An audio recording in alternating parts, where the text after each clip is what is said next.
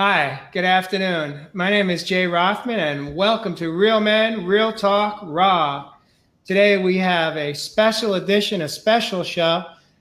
We've got Nathan Meola in the studio. Hello, Nathan. Hey, And man. we also have his fiance and partner, Mirette Samuel. How are you today? We're so great. Thank you. And next to me, I've got my partner and fiance, Mary Kelly. So it's an exciting moment as we wait for some people to jump in. Facebook, want to welcome those that are here, that are joining us for this live event, this special event. Nathan and Mirette are coming in from down under, as we refer in the United States, coming in from Sydney, Australia. And Mary and I are coming in from the mountains of North Scottsdale, Arizona. Yeah, we had about 10 minutes before we came on live today, and I mentioned to Nathan, I said, did we actually have our show last weekend? Because it feels like it's way longer than a week. It feels like a lot's happened in the past 6, 7 days, and at least in my life, it was a very active week. But they confirmed it has only been a week, and so we are back in the studio. Last time we were together, we ran out of time. I felt like there was so much more to talk about and uncover and share in our lives. And we decided that it was a good idea to bring on our partners, because what we were talking about, Nathan and I were in a conversation about relationships and how to navigate through life and how to create healthier relationships between ourselves and those that we love, including partners, fiancés, girlfriends, family members. And so we thought it would be a great idea to bring both Mirette and Mary on. And so here we are, the four of us together. This is unscripted. This is spontaneous. This is real. It's raw. And we are going to be just our authentic selves, sharing our experiences as we continue to navigate through this thing called life and creating healthy relationships and boundaries for one another. And so welcome to the show. And I'd love to turn it over to both you and the two of you to kind of open the show up for us tonight. Sure. Thank you. Well, thanks, first of all the way from America. Hey, Mary, I know we've met before, but it's good to see you and to be sharing this with you. And thanks always to Jay for facilitating this. And man, your consistency is inspiring. I mean, every week, and we're just here, and this is how we develop these conversations, which sometimes aren't easy conversations to have. But I feel like the more of this stuff that we do, the easier it gets, particularly with us. So I just wanted to say thank you. Yeah. This is really lovely for us. We are just going into this kind of new space of working together and kind of bringing both of our coaching styles into a working sort of relationship. So it's really lovely to come on with another couple who are doing something very similar. And yeah, thank you both. We're excited to be here. Well, we talk a lot about this stuff with our clients and in private, and this is what makes up a lot of our communication and our conversation together. So we talk about a lot of this stuff together. And what we're here to talk about, I guess, is why we're here. The four of us is to talk about relationships. Relationships, they can be absolute mind-blowing, the most beautiful, wondrous experiences of your life, and they can also be absolute hell. And why is that? They're such a focal point of our lives. I mean, you can have people who've been through, shitty relationship after shitty relationship over and over and over. They swear off men, they swear off women, I'll never do it again. Yet inevitably, there is some need or something that pulls them towards creating a deep connection with somebody. So for me personally, that's definitely something that drives me. So it was there was a very strong interest in figuring out how to do it right, because I had gotten to the point where I realized that it's not as easy as it looks. So yeah, that was, that's why we do what we do. It's when I hear you say, trying to figure out how to do it. One of the things that resonate with me is that it's like there's no manual. It appears as though there's not a manual. We are attracted to people in life, and we come together, and we think that as long as all we need is love, and that whatever traumas and wounds and damage that we have picked up along the way from our childhood into adulthood, we somehow believe that all of that will just go away. And that as long as we have love, and maybe for some it starts out as lust and it develops into something greater than that, that we're going to be okay as a couple. And I think that I could tell you from my own life experience, and I believe from what you shared last week, Nathan, is that when we have these unresolved childhood traumas and wounds and scars, we carry them into our relationships, and sometimes consciously and a lot of the time subconsciously, not realizing how our behaviors and our belief systems all are intertwined, becoming meshed in our relationships, and somehow, some way, a lot of bad behavior that we bring in doesn't go away. It eventually pops back up. And therein lies a lot of I believe the challenge in relationships is that we then also hope that the other person will give us what we need. They'll fill us up and we'll be okay. And it doesn't usually work out well if we're relying on our partner to make us happy and to know what we need and to know when we need it and how we need it. And therein lies expectations. And I know I'm jumping ahead in a moment, but it just resonated when you said that. And so, one of the things I'd like to do is really, when we left off last week, Nathan, you had said something that has stayed with me. And it's like, you've heard my side of the story, and I really like to hear the other side of the story coming from my partner, my fiance.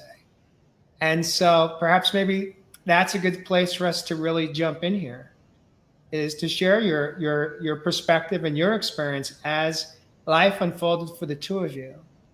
And what were the decisions that you made, and why did you make those decisions? And what does life look like for you today? There you go. All right. Big question. Big question.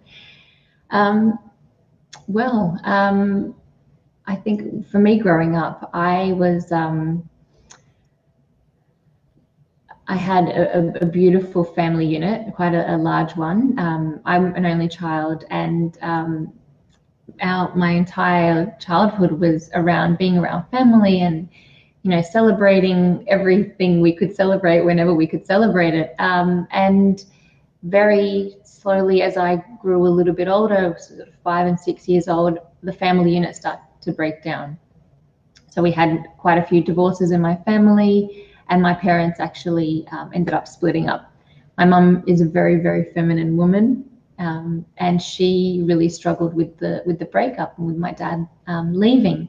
So from the very, very age of 7, I took on the role, maybe even 6, I took on the role of being the sort of masculine figure for my mother and being the rock for her, and doing all the very sort of masculine role things, such as fixing the car, changing light bulbs, mowing the lawns. And I did that all throughout sort of my early teens and well into my early 20s.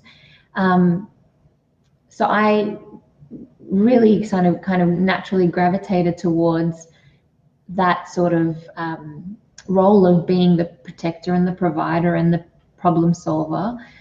Whereas prior to that, I was very much the the fairy princess, little girl that used to wear lots of big dresses and love to, walk around in mum's heels. And I was very, very, very feminine as a little girl, obsessed with all the Disney movies, as most little girls are.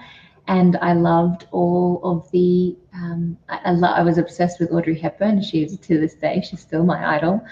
But it was really interesting that all those movies and the Disney stories really sort of shaped my idea about what romance was about and what relationships were about.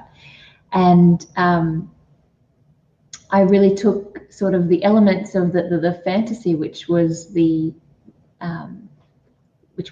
Disney movies and the Audrey Hepburn movies, and I got the sort of quite masculine,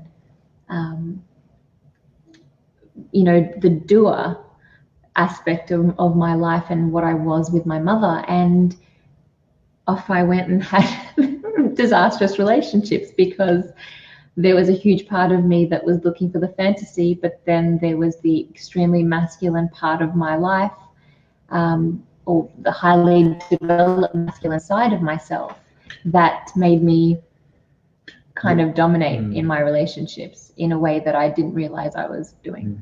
And the flip side is the flip side of my story, growing up extremely dependent, which was very emotional. I'd sit and watch a movie and cry, and then say to myself, why are you so emotional? You shouldn't be doing this. And I was praying and hoping for the day when I'd stop crying. And that day came, and the strategy that I had developed to get through life was, how do I keep people close to me? How do I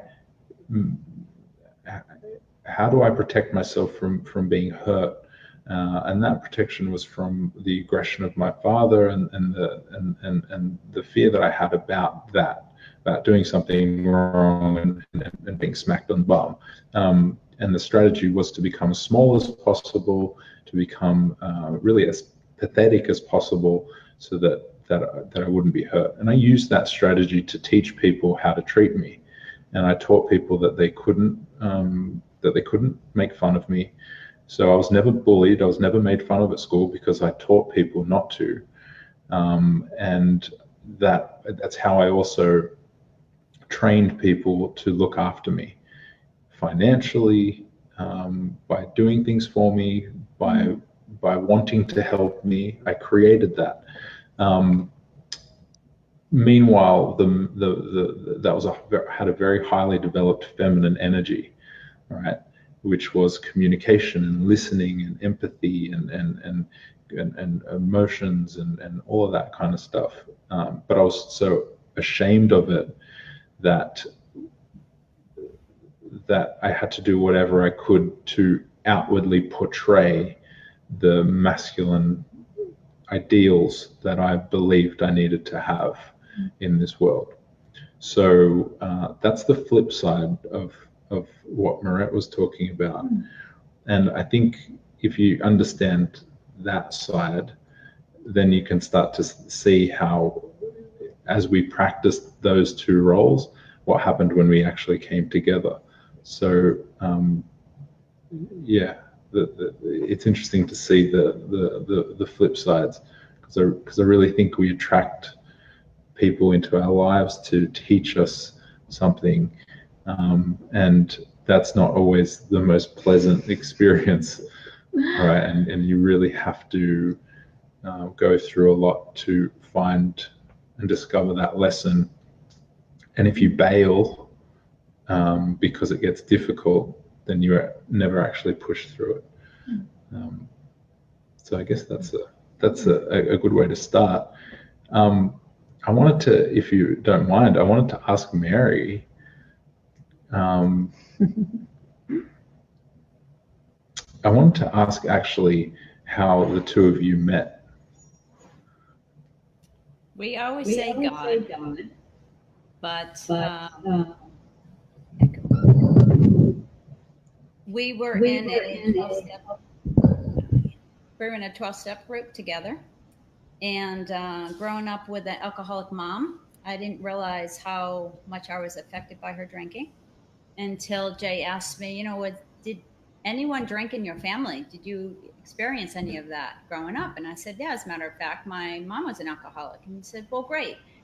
I'm going to invite you to this meeting. And I jumped in with 2 feet, not expecting anything, not knowing anything about the program, which was Al-Anon. And after that meeting, I had the awareness that I've never felt before. I felt like I had come home. I felt like I was with people that understood me for the first time. I actually fit in. I didn't feel like an outsider. And it was just a great experience. And I continued with that program for probably a couple of years. And through that experience of the program teaching me tools on what relationships look like, what I bring to them, what I just had no clue. I mean, growing up, I was the youngest of 5, and my siblings really did not teach me anything. And my parents really didn't teach me much either. And I went to Catholic school, which didn't teach me anything. So I was kind of like a fish out of water most of my life, and just took on the role of, I'm going to figure it out for myself, and self-willed my whole entire life, which I didn't realize why I did that, but learned through the past few years that I needed to ask for help. And it's amazing, when you ask for help, people show up. And I've gotten very used to people being there for me. And I have no problem asking people for help. And Jay obviously has been, he calls me his angel. He's definitely the same for me. It's like we showed up at the perfect time, and I needed him and he needed me, yet we had no idea. We had both lived a block from each other a few times throughout our past and never knew each other. And when I say God put us together, I honestly believe that had we met prior, it never would have worked, because we were both so broken that we needed to hit our bottom separately to come together and realize that he needed to fix himself separately and I needed to fix myself separately. And then we could come together and be a couple, because I didn't know what that looked like. So it's been an amazing journey. And I know all the things that I have dealt with in the past, as far as being married twice and all the things I went through with my ex-husbands. I know that I was responsible for 100% of my part. And up until 3 years ago, I did not think I was responsible for anything. It was everyone else's fault. If I had just known better, if someone had just taught me, I wouldn't be in the place I was in. So taking accountability for my own actions and knowing that I did the best I could under the circumstances, I knew nothing. So it's been a great experience, and every day we learn something new. The reason it works is because we both, like Mary said, had hit such a significant bottom in our lives.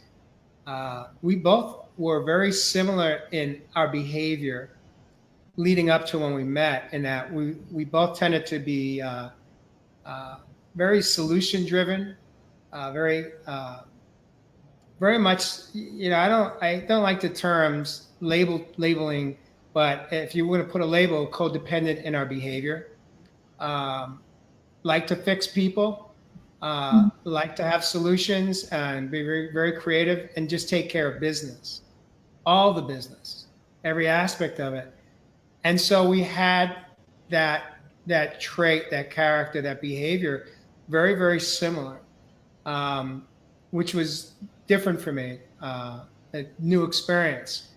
And the other aspect is besides having that in common, we both were sick and tired of feeling sick and tired. And we both were truly ready to surrender all of our old thoughts, our belief systems, what we thought was real and right, and be able to just say we surrender independently of one another. Yet we were able and willing to come together and learn and grow and study and do more learning and growing and studying, and just a commitment to ourselves and to each other as a couple, that we do things independently and then we come together to learn and grow, as well as have healthy intimacy in our home. And it's just different, and it works. It works unlike anything I ever thought I was capable of experiencing in my lifetime. And that's not an easy thing to say. Yeah. I think it's really beautiful what you said about understanding yourself and doing the work individually, and then to come together as a couple, or to do the work together as a couple and work on the relationship together. We, we have a very similar sort of, value system in terms of of being together. We love each other, we want to be together, but we don't have anything that ties us together, really. There's nothing that, we don't have, 5 properties, we don't have, children, we don't have all these things that would keep a couple together. And in fact, if you sort of rewind 18 months ago, we had even less. We didn't even have a stable relationship. And, the difference was that today we choose each other every single day.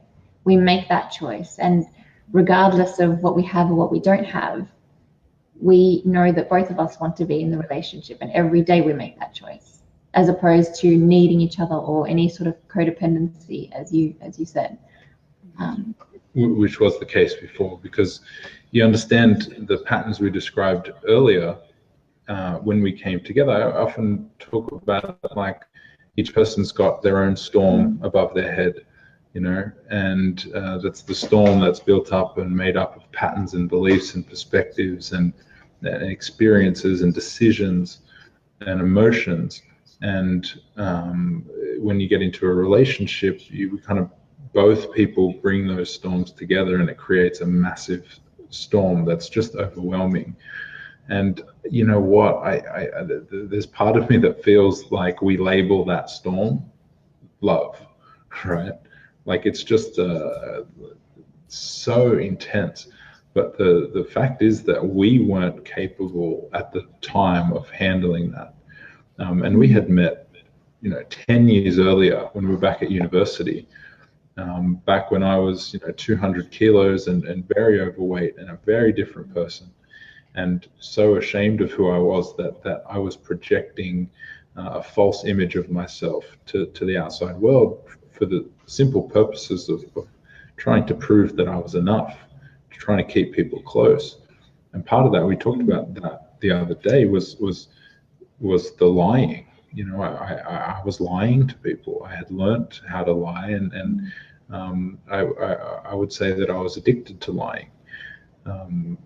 And I use the word lying, even though a lot of people say, oh no, but I consider lying projecting a different version of yourself to the outside world, really truly disconnecting with who you are, not having any solid opinions, being swayed very easily by the opinions of others, and not having a stand for yourself. That was kind of what described me. I would agree with you, no matter what you said, and I would agree with every person, because I believe that was the best way to keep people close. So when we came together, whatever Mirette was attracted to about me was what I had created and shown the world. And I was attracting people based on that kind of image, or the mask. Meanwhile, I was so terrified of being hurt and of finding myself lacking, of not being enough, of someone not loving me, that I never actually let anyone close enough. The closest they could get was that kind of armor, or the mask.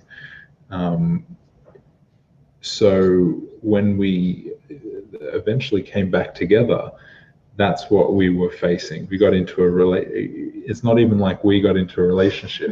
It's like our masks got into a relationship Right. with each other. Our images of ourselves. They say there's an image. There's one image.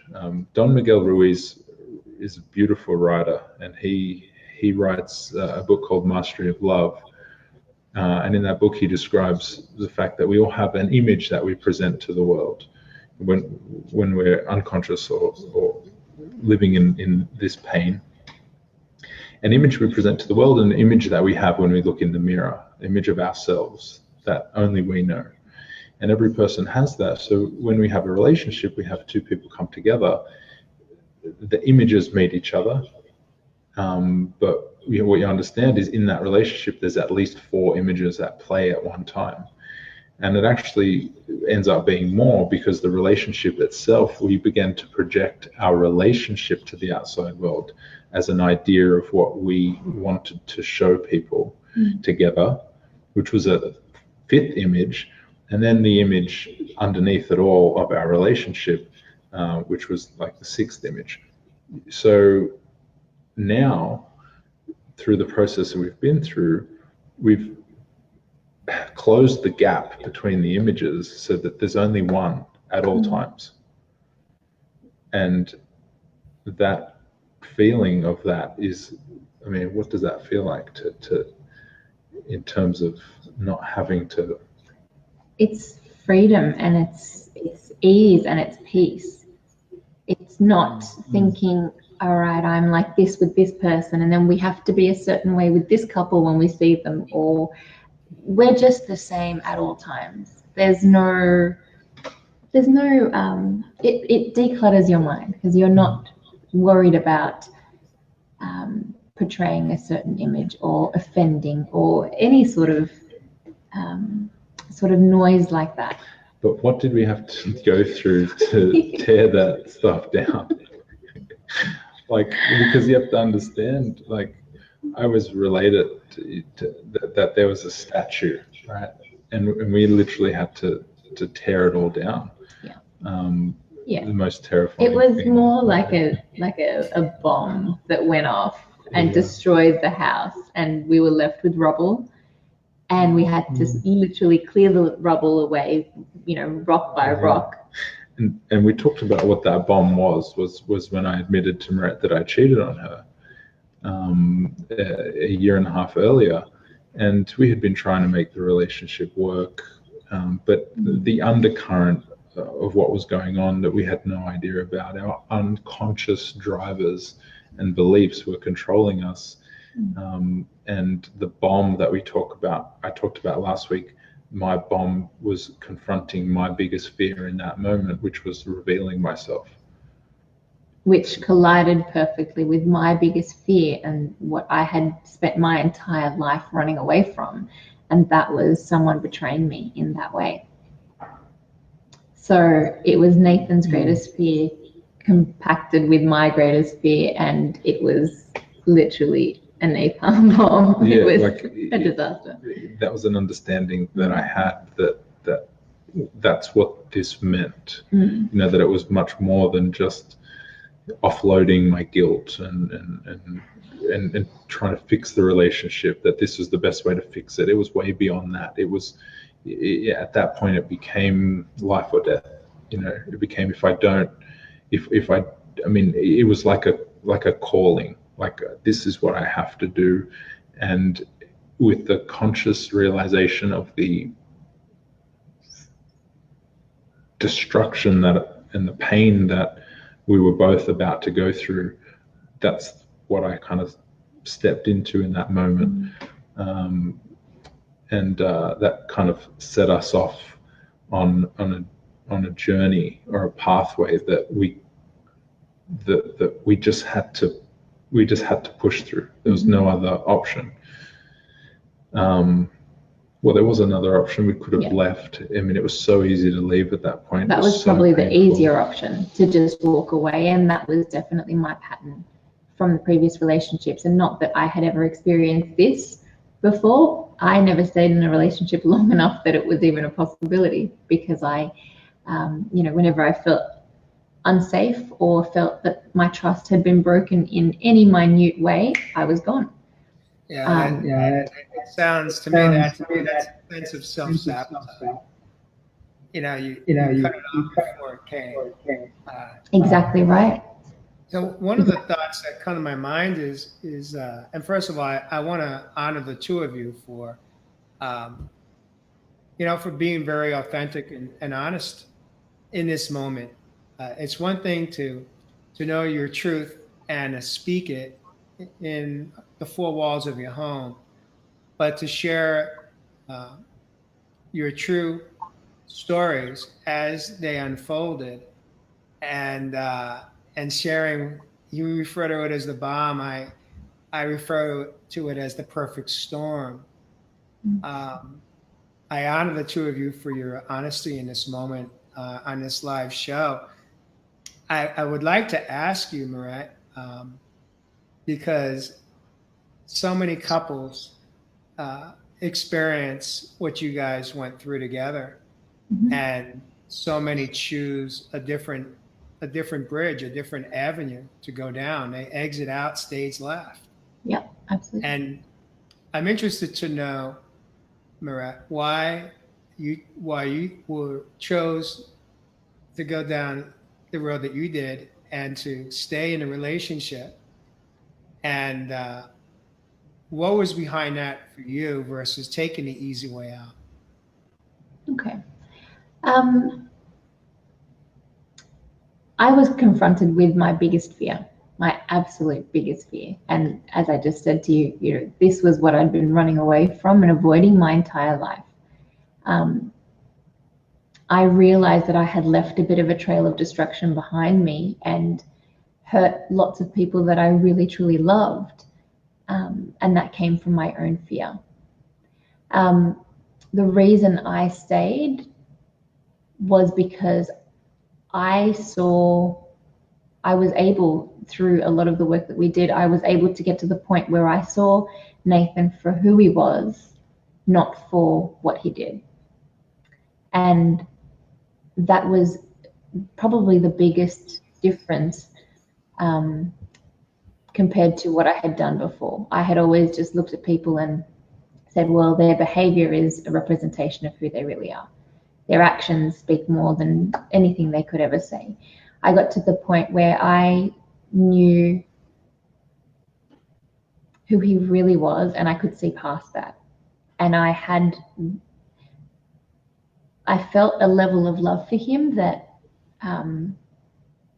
despite the pain that I was feeling, that love was stronger.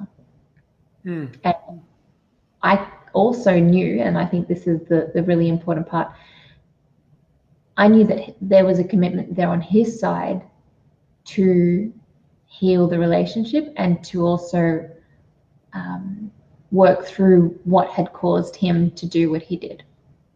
So I could see that there was that sort of hunger from his side to really fix the problem. And sometimes you look to your partner for some strength. I knew that had I not seen that certainty in him, I probably wouldn't be here today, because I was ready to pack it all up and walk away. But I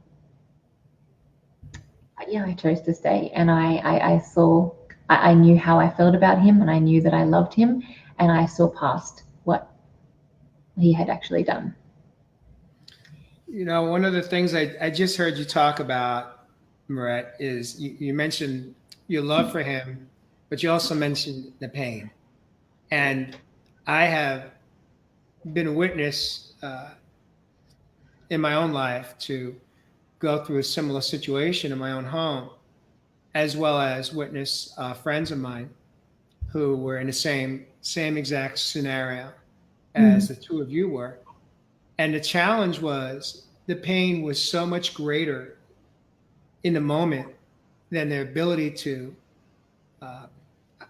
the pain outweighed those feelings of love. There was so much, the depth of the pain was so deep. It hit the soul in a way that was so profound. And what I don't know is, and this is a question we may not have the answer tonight, But what resonates with me is, look, I was in a relationship for, at the time, 28 years, 29 years, 30 years. And so the length of the relationship was very significant. And I've got a few other friends in my life that have had relationships that spanned over 3 decades. And when things fell apart, it was the level of pain was so deep, it was impossible to recover the relationship in most of those cases. So one of the, I guess one of the questions I have is, how much do you think it is because the length of your relationship was it, do you think that the longer you're in a relationship, and then would it make a difference if the disclosure comes later in a relationship than earlier? Do you think that would make a difference? Or from your experience, do you understand where I'm going with this? Yeah. If Nathan had disclosed what he did when he did it, or very sort of shortly after he did, there was no chance that we would have stayed together. Which I don't know if that in the scenario that you described about being in a relationship for 30 years and hearing about it 20 years in, or hearing about it 10 days in. There's a question of how long do you continue being driven by your unconscious destructive beliefs and making excuses and creating rationalizations and continuing to dig that hole. How long does that go on for both individuals? Because the patterns, they start as seeds and they grow. So they get bigger and they get worse and they get stronger.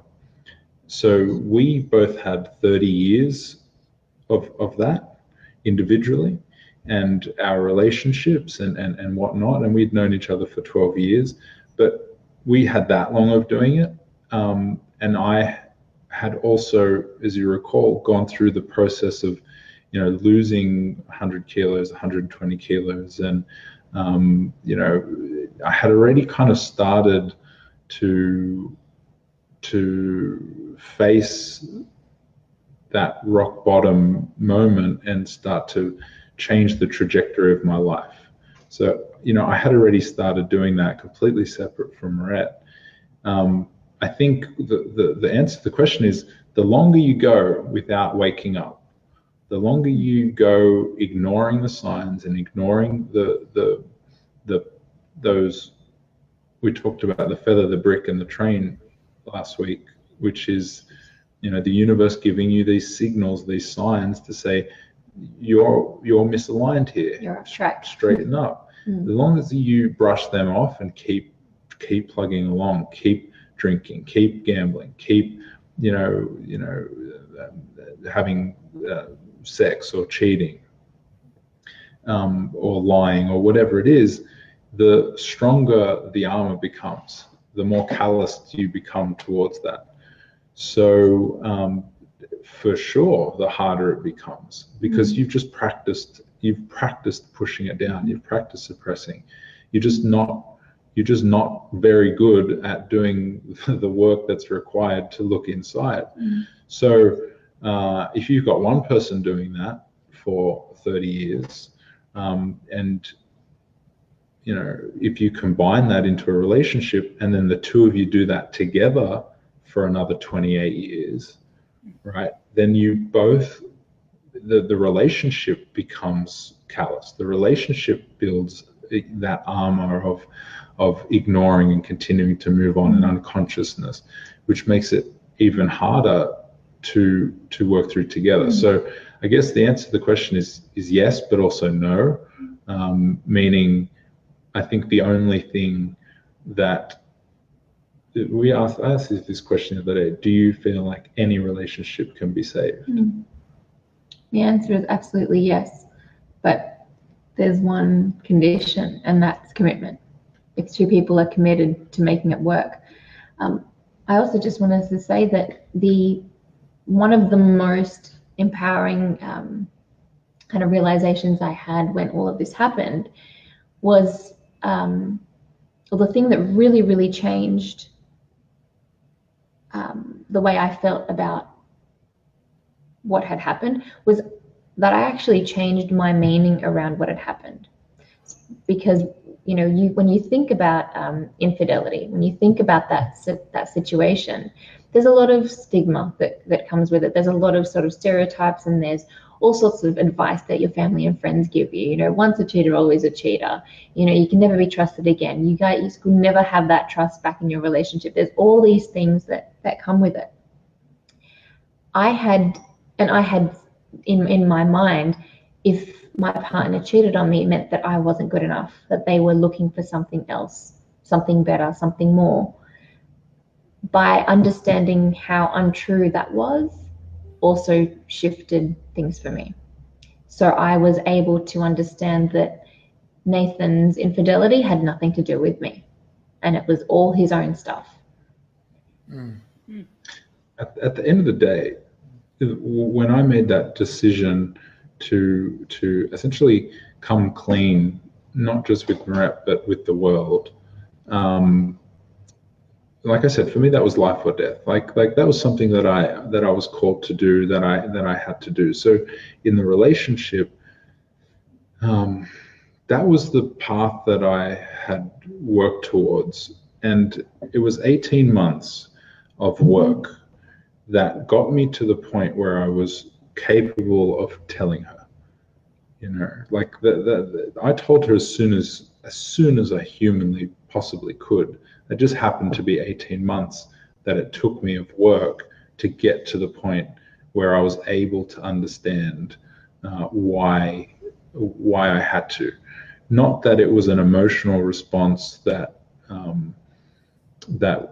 needed to do to offload some of my guilt, but that no, as soon as I felt ready, as soon as it was there, and I saw and I understood why, that was when it happened. And by that point, I was on a quest to better myself no matter what. So I was willing to do whatever it took. And I guess you just either had to, you were forced to either face it or not. Right. Because I was going to do it either way, with or without the relationship. And I think that, don't know, have you ever been challenged in that way before? Absolutely not. As I said, I had literally managed to weave and dodge this thing for at least 10 years of dating, and I was actually married before as well. I got married when I was 26 years old, and I was divorced by the age of 28. It was the minute I just felt, like I said, that unsafety, that uncertainty, I was out of there. I didn't want to risk being hurt. I didn't want to risk that situation popping up. So I was forced to face it this time. It had actually happened, and it happened with the person I thought the least, it was the last person on the planet that I thought would do this.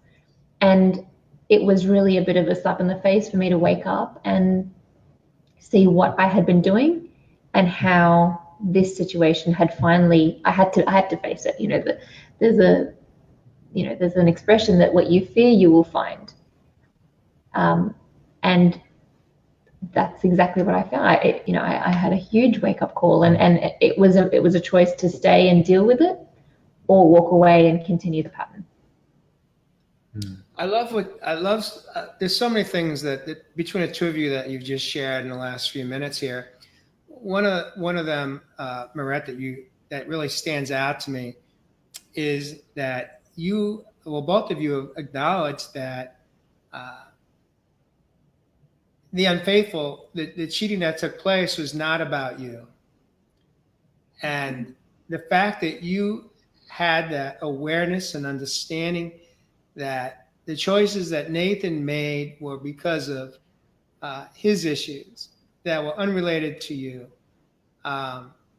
That's so powerful. I could tell you from my own personal experience, I very much was like Nathan. I lied, I cheated, I stole. I did a lot of bad things in my life. And I hurt a lot of people I loved.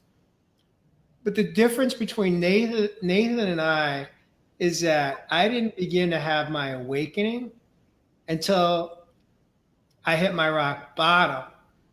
And it really wasn't until then that I started to awaken and realize that my problem wasn't my wife. My problem wasn't my extended family. My problem was me. That I had my own set of issues that were really deep, and I needed to stop blaming everyone else in my life for all of the pain that I was living in internally. The exterior, that statue that you referred to, Nathan, was strong until it wasn't, And when my statue crumbled, it crumbled just the same way yours did. Difference is I had 3 sons. Difference is 3 decades of a marriage that was destroyed. And, but the awakening comes when we're ready. The teacher shows up when the student is ready. And by God, I could say this is that I am grateful that the teacher showed up in both your lives. And I say lives, not singularly, because you both acknowledge that you both brought your own issues to the relationship, and you're both willing to look inward and work on healing your souls. And that's what it takes for a couple to survive the bomb, as you referred to it so eloquently. Both partners have to be willing to put down their fingers and start looking inward and looking at, why was I attracted to you in the first place and vice versa? And really, for the first time in our lives, perhaps be willing to be very brutally honest with ourselves and with our partner. And unfortunately, not every relationship are people willing to do that. A lot of times there's one partner that's just not, they're in so much pain, and they don't even know where to begin, how to navigate out of those emotions, those feelings. And, it's a beautiful thing for me to have met the two of you and to see how it is possible, because the majority of people in my circle of life that I have watched navigate through the pain of a relationship that's broken have not seen and witnessed let's say, the level of commitment and success that the two of you have been willing to provide to yourselves and to the relationship. And it truly is, for me, it's hope.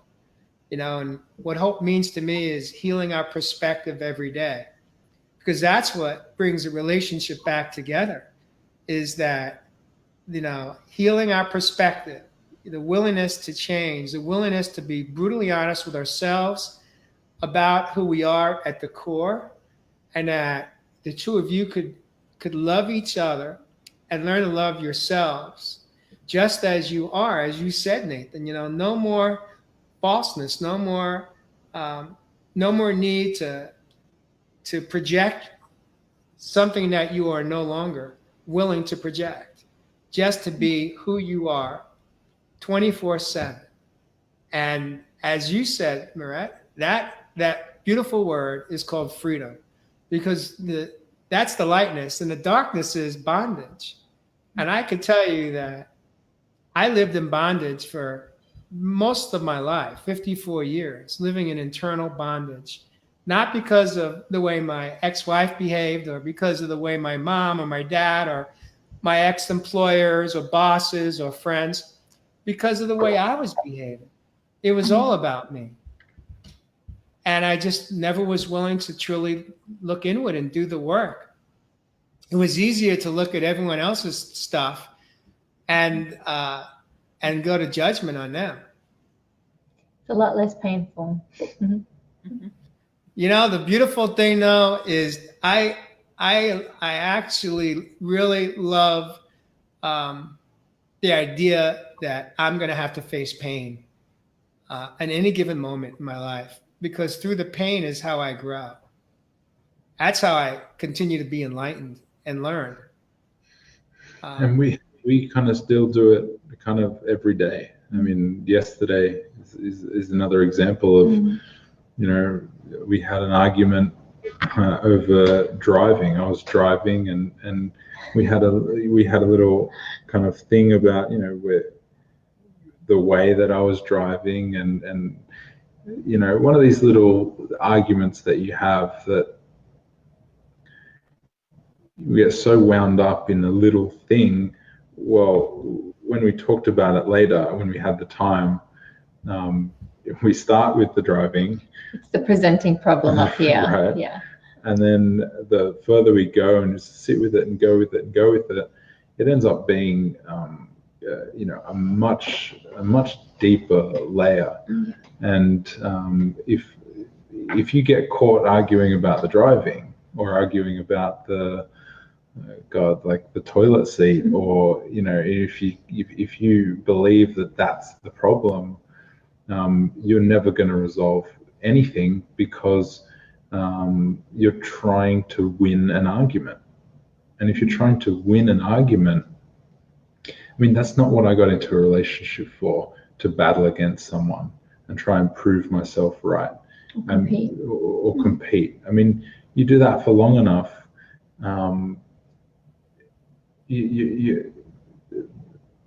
that's not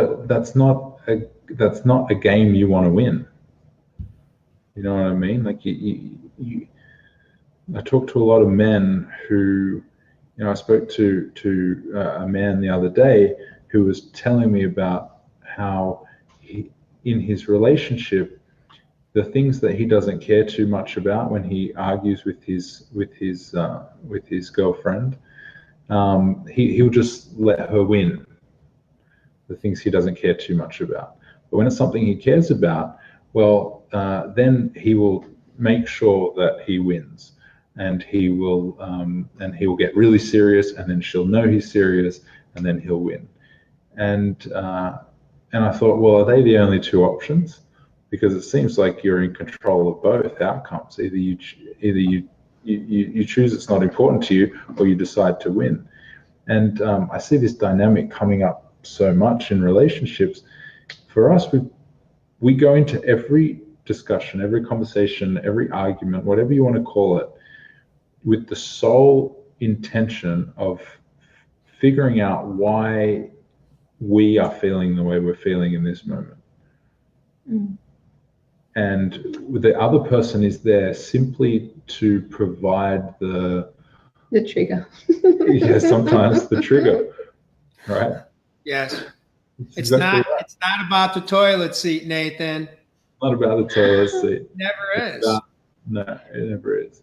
So, you know, one question I have for you is, why do you think we feel the need to be right? Why do we feel like we need to win an argument or even get into the argument? Why are we not able to just accept with love, kindness, and respect that our partner, you know, sees things through a different set of lenses? And it's not about right or wrong. It's about just the awareness that we come from different worlds and we just see it differently, and we don't have to agree. Can we just love them just the way they are? And if something's important enough to them, like putting that toilet seat down, or driving slower and not being a sightseer, or whatever it is that happened in that moment for you guys. I got a friend that's a sightseer, and him and his wife talk about it all the time, how she gets stressed out because he's not looking in front of him. He's looking at the sights, and it freaks her out. You know, and so therein lies the question, like, why do couples reach the point in a relationship, and some reach it within less than the first year, where they're at each other's throats? Like, what is that? What's the root? What do you think is at the root of that? Yeah, I think it's not, you know, like we said, it's not the presenting problem. It's not the driving. It's not the toilet seat. It's not taking out the trash. It's about how you feel as a result of that behavior. Whether it's, and especially for a woman, feeling hurt, feeling disappointed, feeling unsafe. That's what creates the angst. That's what creates the stress and the anguish.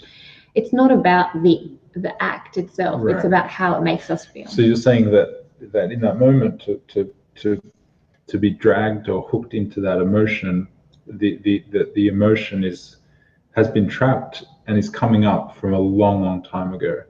And I often relate it. I have my own answer to this, by the way, but I agree with you in saying that once that happens, and then we take that to our partner, and the two of us begin to go back and forth, that we are no longer we're not responding to the presenting problem again. We're not even communicating. Mm. It's not one person talking to another person. It's one ego talking to another ego. It's one statue talking to another. They're doing battle, and it's like the two of us are sitting in the background, completely powerless, and just waiting for it to end, and waiting for us to really truly connect. But we can't do that because it's like Dr. Jekyll and Mr. Hyde. When that emotion comes, I mean, it's like being intoxicated with alcohol. By the time someone's truly intoxicated with alcohol, you're not dealing with them anymore. There's a certain aspect where that's what emotion does, particularly when it's old emotion that's been trapped for a very long time, that's been triggered by the toilet seat or the sightseer or whatever it is, that those emotions flare up, and it's no longer a discussion between two souls. It's an ego versus an ego, and the egos, they only have one priority, that's to strengthen themselves and to protect themselves. Death. It's that emotional stacking, the thing that happened to you when you were 5 or 6 or 7, the same emotion is happening there. Mirette, you just nailed it. You nailed it. And that what I was going to say is, in that moment when we've been triggered, if I can look at my partner or whomever it is, I could either ask them or ask myself this question: how old are you right now? And there's a really good chance I've done that. I've done that with clients and coaching sessions. I think. And when you've been willing to be honest and just stop in that moment and answer the question after they've gone deep within, and they go, I feel like I'm about 6 years old right now. And then my next question is, what was going on in your life when you were 6 years old? What happened? And 9 out of 10 times, within a few minutes, they will disclose some event that happened in their life. And then they have that moment of clarity that, oh my God, I've been holding this feeling. Are you telling me that I've been carrying this since I've been 6 years old? So here's my point, is that when you have a 6-year-old child, or your own, or your niece, your nephew, a friend's child, and they've been triggered, and they're having their little temper tantrum, and they're kicking and screaming, and they're on the floor, and they're rolling, or however they're doing it, we know how difficult it is to remove them from that moment of meltdown. It's very difficult. We're now that 32, 35, 54, 55, 57-year-old male and female having that 6-year-old temper tantrum, and we have no idea that it is not me as the adult that's been triggered. It's my inner child that's just spraying and oozing out all over the universe. And we're both that age that we're at when we're in that moment of out of control. And that's perfect. So the answer, or what we've discovered through the work that we've done, you have to look at those, and that's what we do. That's what we do every day. Is we've learnt the techniques. We've learnt, we've learnt how to access the unconscious emotions and the unconscious patterns in ourselves, to clear them and process them out, so that we can bring awareness to ourselves and our emotions when they come up in the moment. Now, that doesn't always say that we're successful, but we're in training, which means when that emotion comes up, we've got the other person to be there to identify it, like you said. And that's what we teach our clients as well, That's why at the basis of our program, if we're teaching relationships, it's not the techniques of being in a relationship, it's the techniques of your own individual emotional resilience and uncovering the patterns that you're going through on the unconscious level to remove and process those emotions so that you can then have a discussion without becoming intoxicated by your own emotions. And Jay, what you said about pain, it's actually being courageous enough to sit with the pain for a little while so that you can get the lesson from it. Mm-hmm. Yes. Otherwise what happens is Keep repeating it. well, yeah, but it's not, I mean, we've all been in that situation where we've said or done something out of anger that we later regretted. And, they don't say blind with rage for nothing. Seeing red or these sayings we have, they reveal the fact that at that moment, we are very, very much out of control.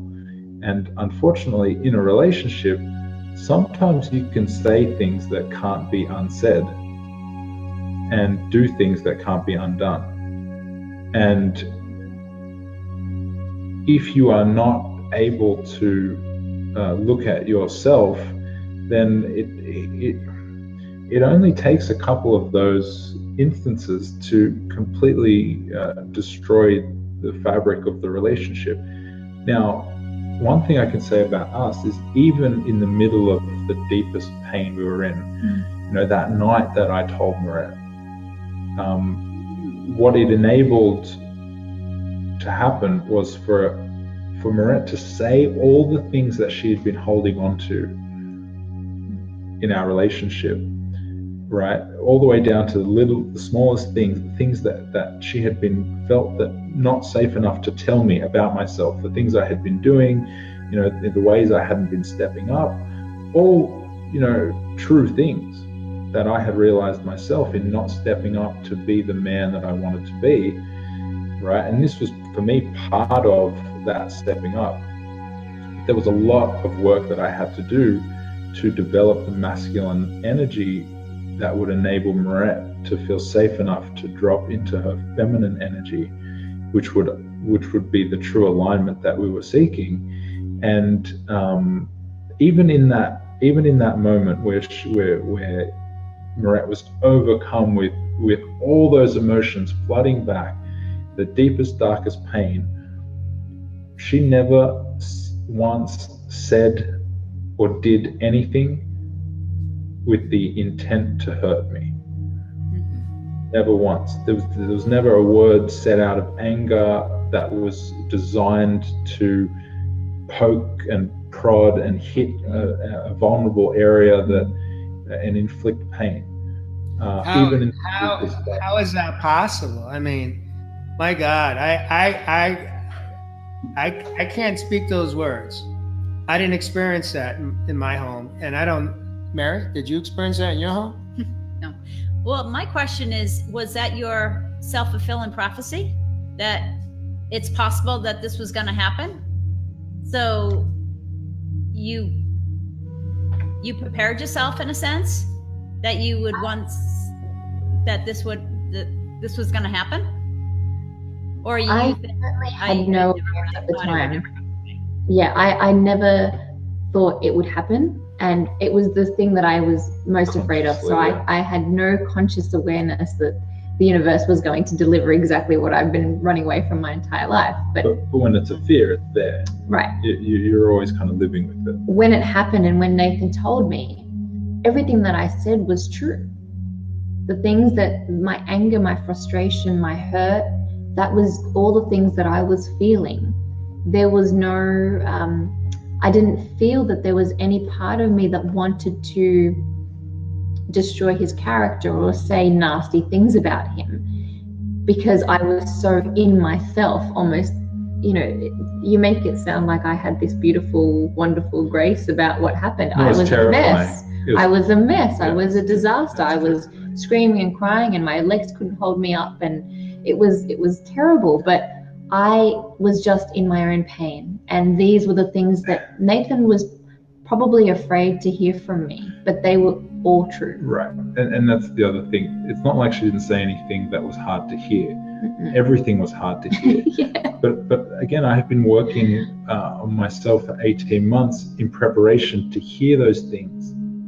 If I hadn't done that and I had heard those things, I wouldn't have been able to hear them, because they would have triggered me so much into my own emotional space that I would have been out the door. I mean, I would have left rather than tell her. You know, I would have just let my pattern, what would have happened if I hadn't done the work myself, this is what would have happened. I would have just continued with that thing buried inside me, with that guilt and with that shame and with all that stuff happening, with the undercurrent going through our relationship. The poison would continue to just pull our relationship into a downward trajectory like it was going. The communication would be nothing. And my career, everything was being flushed down the toilet, and I wasn't doing the things as a man that I felt that needed to be done. And it would have just continued that way until it got so bad that... And then my pattern would have kicked and I would have left, because I felt so unsafe at this point that I would have said, you know what, I can't do this anymore. Yeah, and I realized that, and I thought, okay, at that point I would have just gone, yep, sweet, it's Mirette's fault, or more likely I would have put all the blame on myself and said blah, blah, blah, blah, blah, and gone back into the world and started all over again. Meanwhile, I hadn't admitted that thing. So I was left with another lie, and now I'm in a new relationship, and the new relationship's like, oh, hey, have you ever cheated before? And of course I say no. So now I started a new relationship with a new lie. It's not like I'm going to call Mirette up after we've broken up and be like, oh, hey, guess what?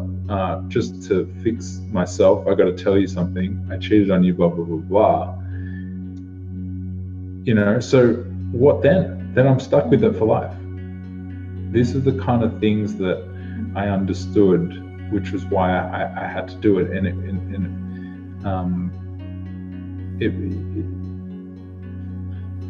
I heard some things that Mirette said that were really painful to hear, but I was able to hear them and separate out the emotion from the truth, so that I had a list of things that I needed to step up and work on.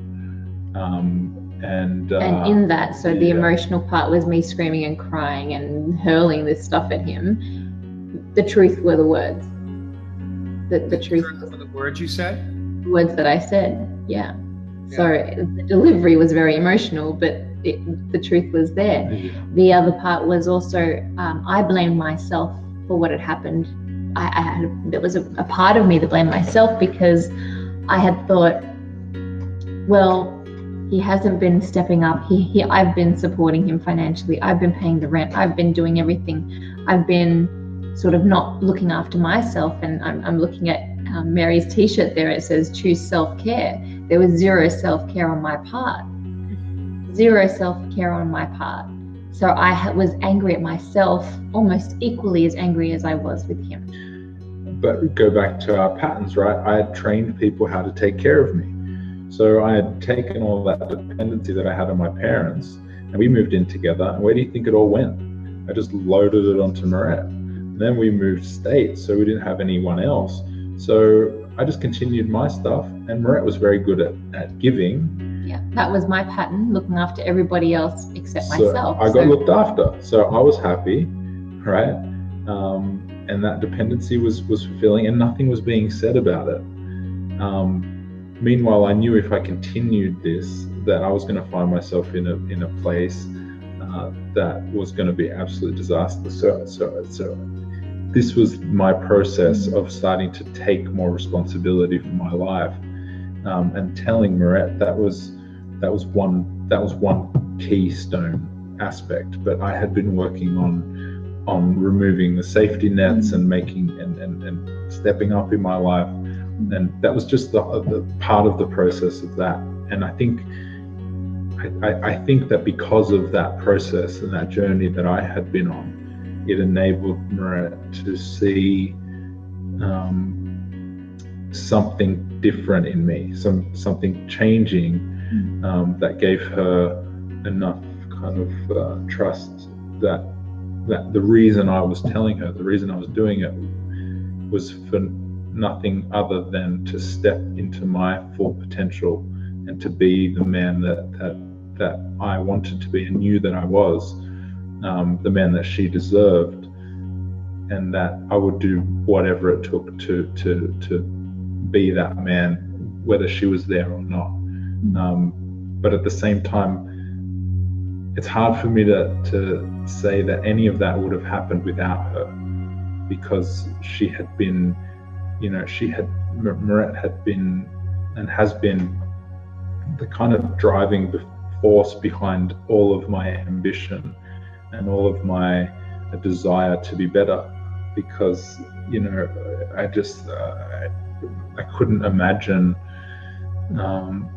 life without her, so I was willing to do whatever it took to be better, because of how much she challenged me and pushed me and tested me, and I really understand that now, that the women in our lives, that's what they do. They test us because they see more in us and they want more from us, and they want us to step into our truth.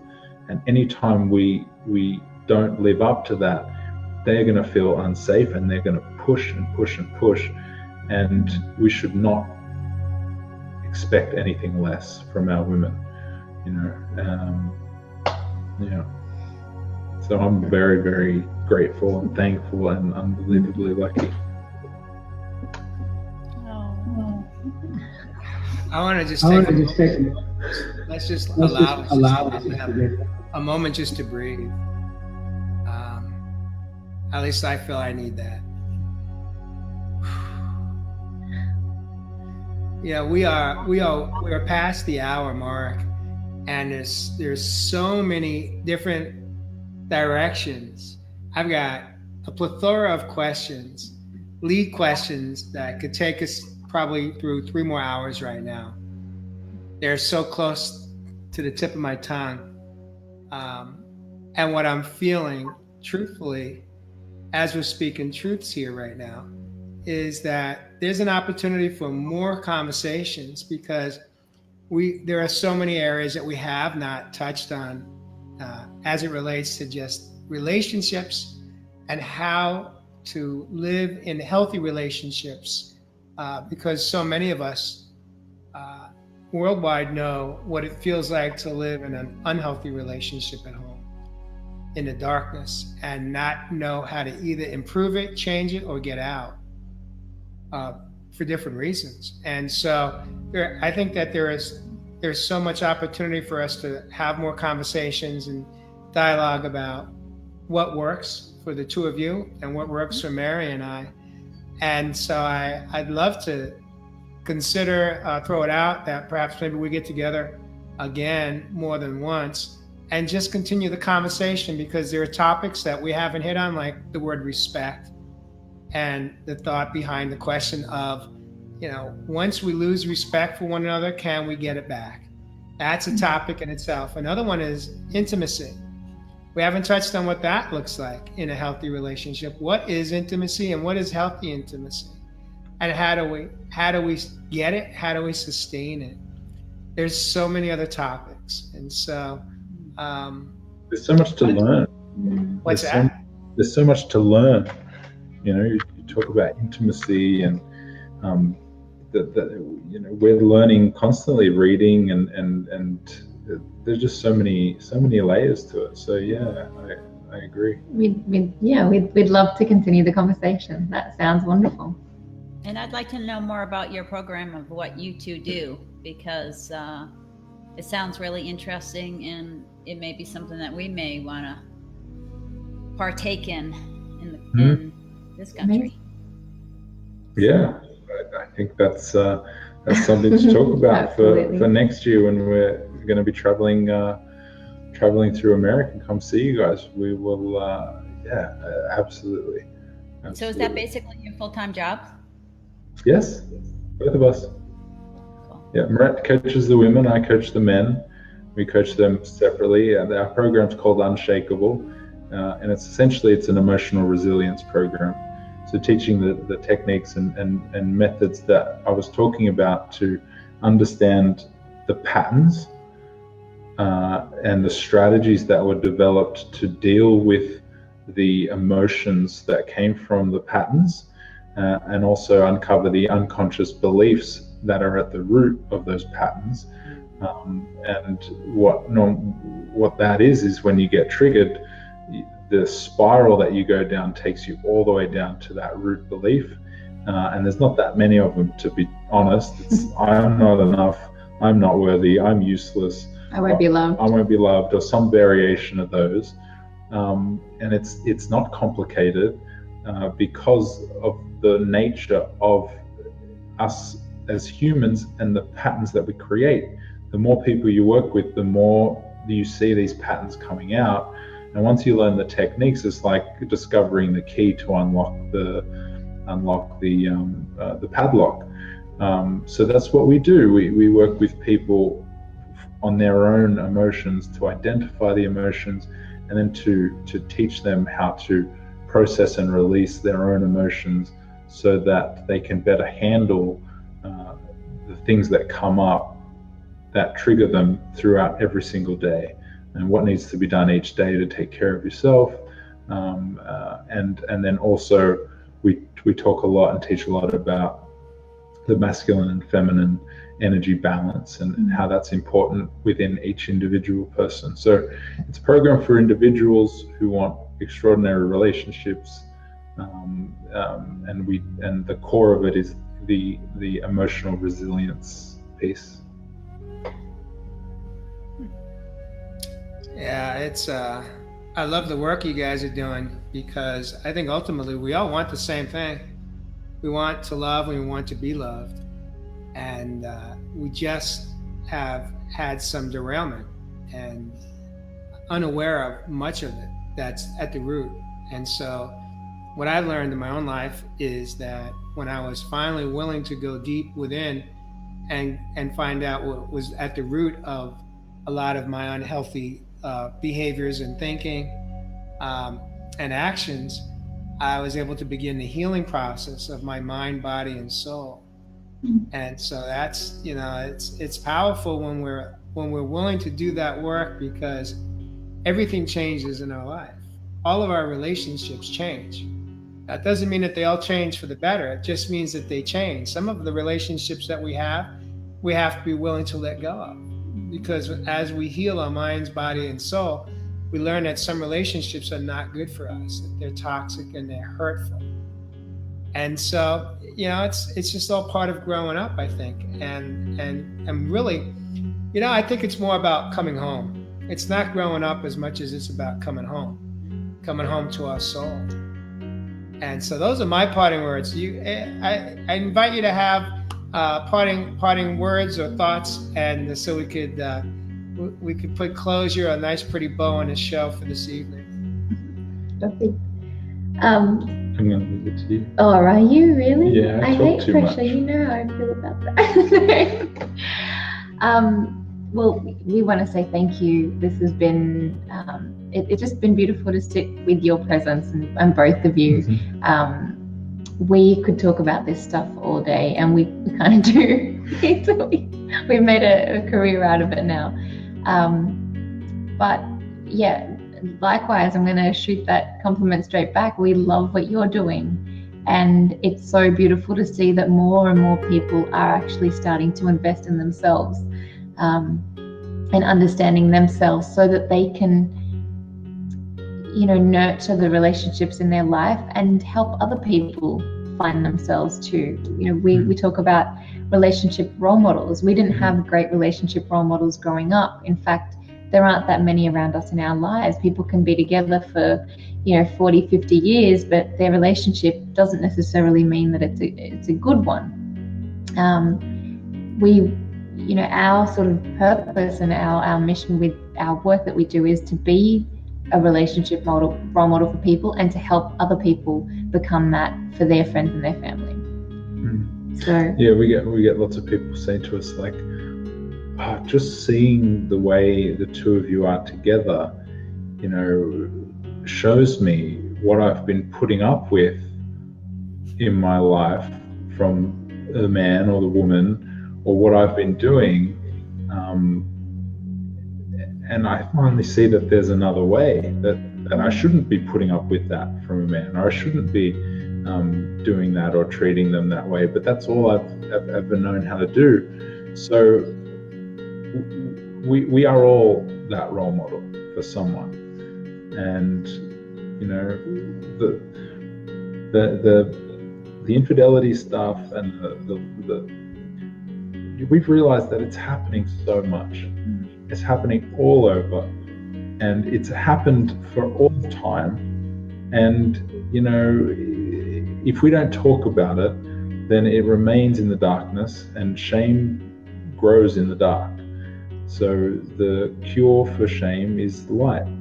So that's that saying, the truth will set you free. It really is true. Everyone's dealing with it, but no one wants to talk about it. So let's talk about it. That is why we do the work we do, because of the people that we've seen, who have come up to us, who've spoken to us, who have seen us.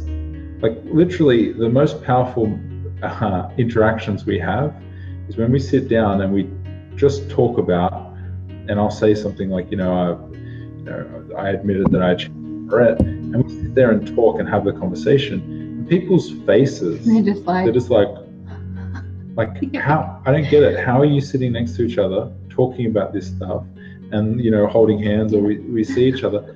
And I think that's so powerful. That's it's what you just said about hope. Giving people another perspective. I can't remember what you said. Every day. Hope. Mm-hmm. Yeah, that's perfect.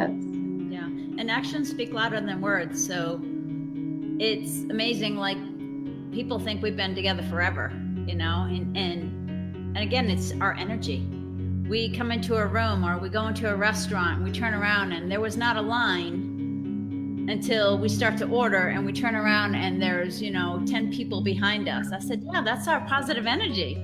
And I never realized anything about energy until we have now gotten together. And it's just amazing that when you have positive energy, people become positive. But when you have negative energy, the person across from you becomes negative energy.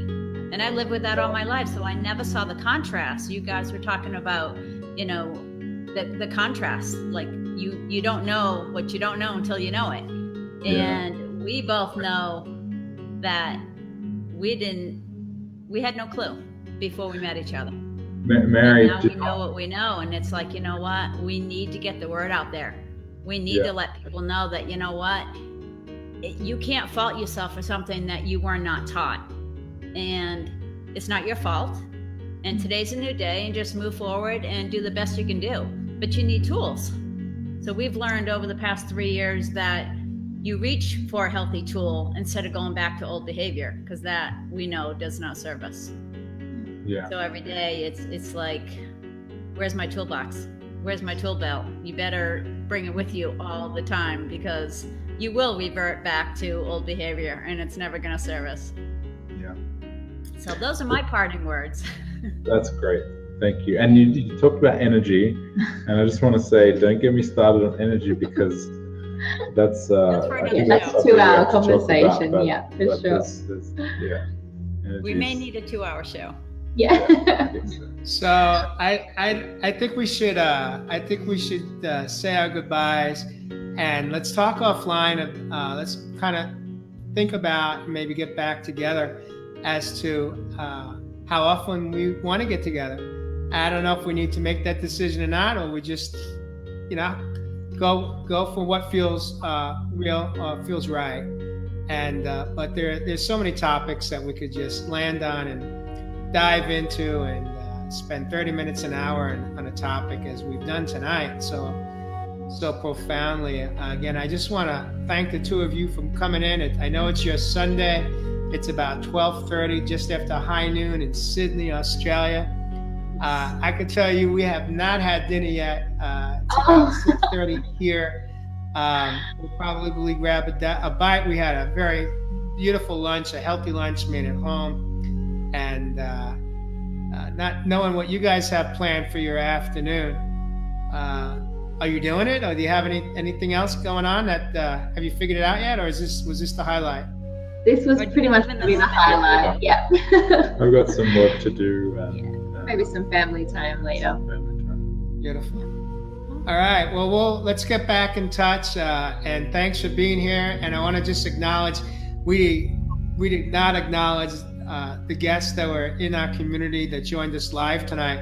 I'd ask if the two of you wouldn't mind, maybe in the next 24 hours, if you could maybe circle back to some of the comments, if there's questions or comments, and feel free to acknowledge the people that so graciously joined us this evening. I recognize a number of the names, and I'm sure there's some people from your side of the neighborhood from Australia that have joined us live tonight. And I'm just so grateful that we get to show up today. You know, we get to show up and just be our authentic selves and be real and be raw, not in a hurtful way, but just coming from love and kindness. And when we come from that space, it changes everything, you know. And I'm just so grateful that I learned that I could choose to live in love and kindness, and I don't have to live in the old feelings that were really hurtful. And with that, thank you so much for joining us live, and we'll catch you next time. Thanks, guys. Thank you. Have a Bye. beautiful See you guys. Bye, guys. Take care.